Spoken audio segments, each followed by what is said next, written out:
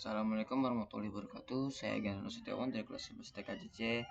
Jadi di sini saya akan mempresentasikan tugas bab 2 teknologi layanan jaringan Voice over Internet Protocol (VoIP). Keuntungan menggunakan VoIP: biaya lebih rendah untuk sambungan langsung jarak jauh, penggunaan bandwidth yang lebih kecil daripada telepon biasa, memungkinkan digabung dengan jaringan telepon lokal yang sudah ada. Berbagai bentuk jaringan VoIP bisa digabungkan menjadi jaringan yang besar, memanfaatkan infrastruktur jaringan data yang sudah ada untuk suara. Kekurangan menggunakan VoIP: kualitas suara tidak sejernih jaringan PSTN. Ada jeda dalam berkomunikasi, regulasi terbatas, berpotensi menyebabkan jaringan terhambat atau stuck. Tidak pernah ada jaminan kualitas jika VoIP melewati internet. Peralatan relatif mahal. Data yang ditransmisikan VoIP salah satunya adalah bagian header antara lain. Jelaskan IP header VoIP. Bertugas menyimpan informasi routing untuk mengirimkan paket-paket ke tujuan. Pada tiap header IP disertakan tipe layanan atau TOS, type of service, yang memungkinkan paket tertentu seperti paket suara diperlakukan beda dengan paket non-real time. Jelaskan real-time transport protocol RTP atau VoIP. Real-time transport protocol RTP didefinisikan sebagai standarisasi paket untuk mengirimkan audio dan video pada jaringan IP. RTP digunakan untuk komunikasi dan sistem entertain yang termasuk di dalamnya streaming media seperti teleponi, aplikasi video teleconference, dan web yang memiliki fitur berbasis push to talk. Jelaskan user data protokol (UDP, VoIP). UDP adalah singkatan dari user data protocol yang merupakan salah satu jenis protokol internet yang memungkinkan sebuah perangkat lunak pada komputer bisa mengirimkan pesan ke komputer lain melalui jaringan tanpa perlu ada komunikasi awal. Jelaskan link header VoIP. Link header biasanya tergantung pada media yang digunakan, PPP 6 byte. Karakteristik VoIP yang mempengaruhi kualitas koneksi VoIP antara lain: jelaskan latensi, relatensi, remember latensi, induced latency. Latensi adalah waktu yang dibutuhkan oleh suatu perangkat dan dari meminta hak akses ke jaringan sampai mendapatkan hak akses itu. Ada dua jenis latensi, yaitu real dan induced. Real latensi berhubungan dengan fisikal jaringan dan karakteristik penyambungan dari media pengangkutan seperti pensinyalan elektriknya dan clock speed. Juga berhubungan dengan RTT, round trip time, selama ditransmisikan dari sumber ke tujuan melalui berbagai perubahan kecepatan transmisi. Induced latency adalah delay yang terjadi akibat delay antrian pada peralatan jaringan, misalnya Ethernet card router. Delay proses pada edge system dan koneksi lain jaringan antara sumber dan tujuan. Pada jaringan yang cukup besar, delay antrian tidak dapat ditangani secara baik, misalnya penggunaan metode antrian yang berbeda pada tiap router. Ada satu lagi latensi yang tidak terlalu signifikan namun dapat berpengaruh pada perspektif pengguna, yaitu remember latensi. Latensi ini adalah latensi yang terjadi akibat daya ingat manusia. Manusia dapat menyerap begitu banyak informasi dan cenderung sensitif pada delay saat pengiriman dan penyampaian informasi. Jelaskan delay. Delay latensi adalah waktu tunda yang dibutuhkan data untuk menempuh jarak dari asal ke tujuan. Jelaskan propagation delay. Propagation delay adalah waktu yang dibutuhkan untuk menyalurkan sel pada media fisik dari sumber ke tujuan. Propagation delay bergantung pada jarak antara sumber dan tujuan. Jelaskan packetization delay. Packetization delay terjadi karena dalam melakukan pembentukan sel-sel ATM dibutuhkan waktu untuk melakukan segmentasi terhadap data, kemudian menambahkan overhead yang diperlukan untuk sel-sel ATM. Packetization delay ini bergantung pada lapis adaptasi yang digunakan. Jelaskan processing delay. Processing delay adalah waktu yang diperlukan oleh suatu perangkat jaringan untuk melihat rute, mengubah header, dan tugas switching lainnya. Jelaskan queuing delay. Delay ini disebabkan oleh waktu proses yang diperlukan oleh router dalam menangani antrian transmisi paket di sepanjang jaringan. Umumnya delay ini sangat kecil, kurang lebih 100 mikrosecond. Jelaskan jitter buffer. Algoritma adaptif jitter buffer merupakan algoritma untuk memodifikasi ukuran buffer secara dinamis sesuai dengan kondisi delay jaringan yang berubah-ubah.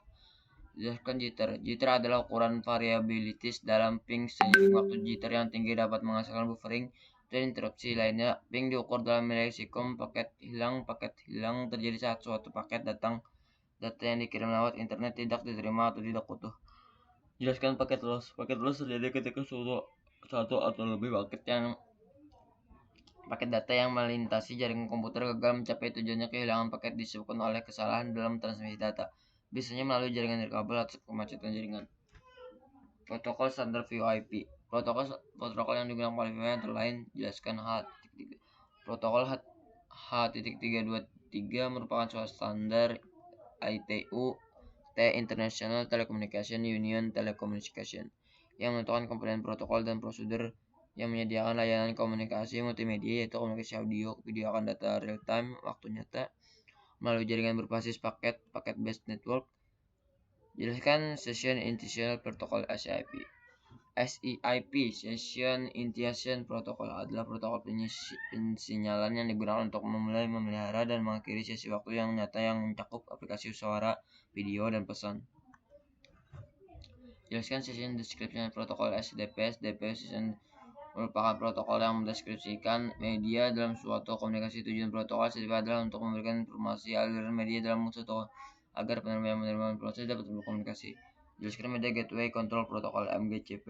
MGCP Media Gateway Control Protocol yaitu protokol yang melakukan hubungan kontrol panggilan di antara gateway VoIP yang mentranslasikan beberapa sinyal audio ke dan jaringan paket dan agen panggilan. Call Agent CI. Jelaskan Real-Time Transport Protocol RTP. RTP Real-Time Protocol didefinisikan sebagai standarisasi paket untuk mengirimkan audio dan video pada jaringan IP. RTP digunakan untuk komunikasi dan sistem entertainment termasuk dalamnya streaming media seperti teleponi, aplikasi video teleconference, dan web yang memiliki fitur berbasis push to talk.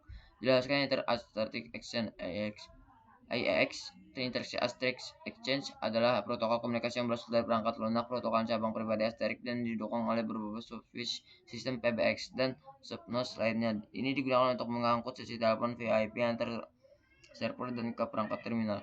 Kompresi data suara codec. Saat ini ada beberapa codec pada VIP antara lain J.771 adalah codec audio pita sempit yang awalnya dirancang untuk digunakan di telepon yang menyediakan audio berkualitas tol pada 64 kbit per detik. G.71 meneruskan sinyal audio dalam kisaran 300 sampai 3400 Hz dan mengambil sampel-sampelnya dengan kecepatan 8000 sampel per detik dengan toleransi 50 bagian per juta.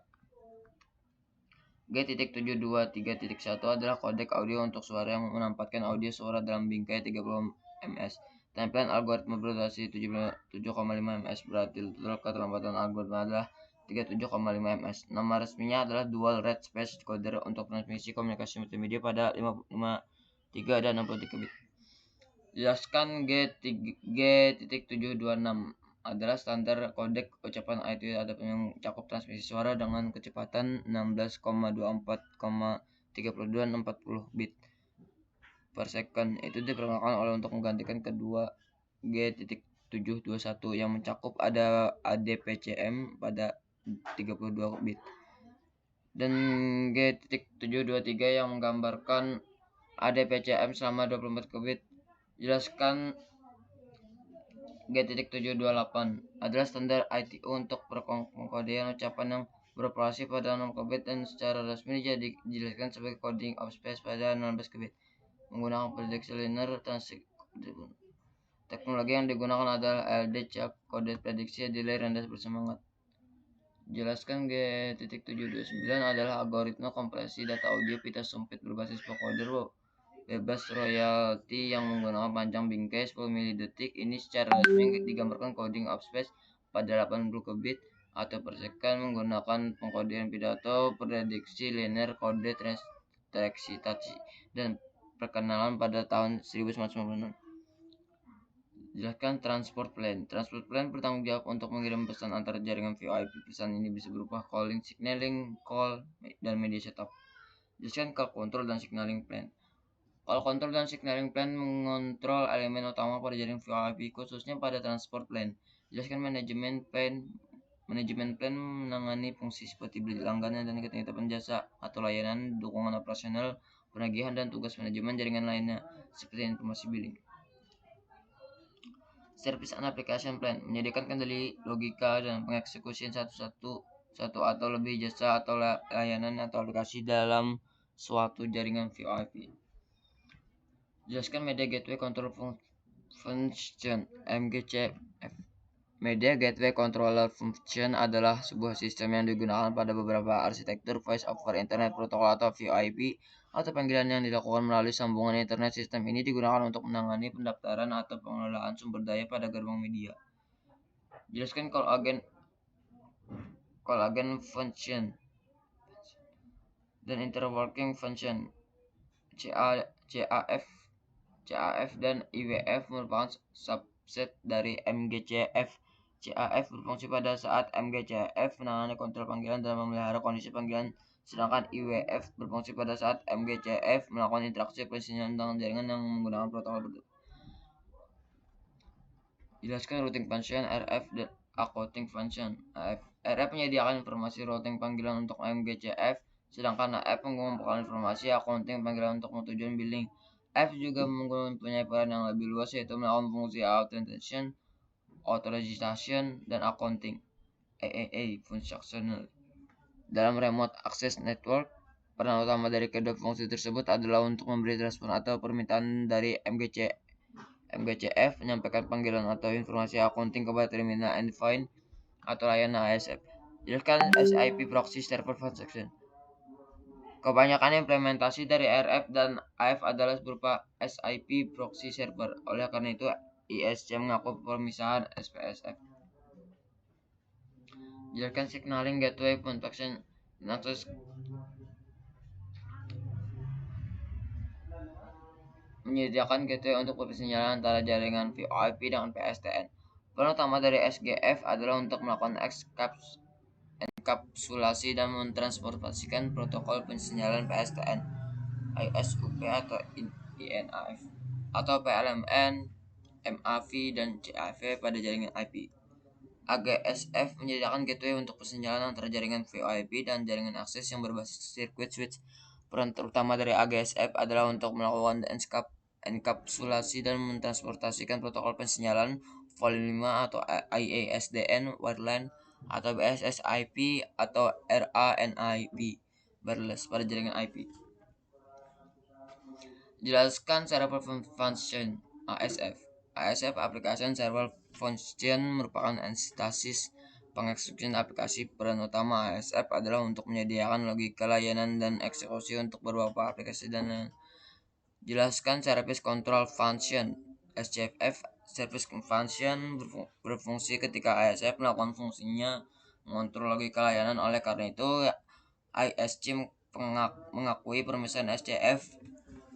Jelaskan Media Gateway Function MGF. Media Gateway Function menjembatani jaringan IP dengan endpoint akses atau jaringan terang.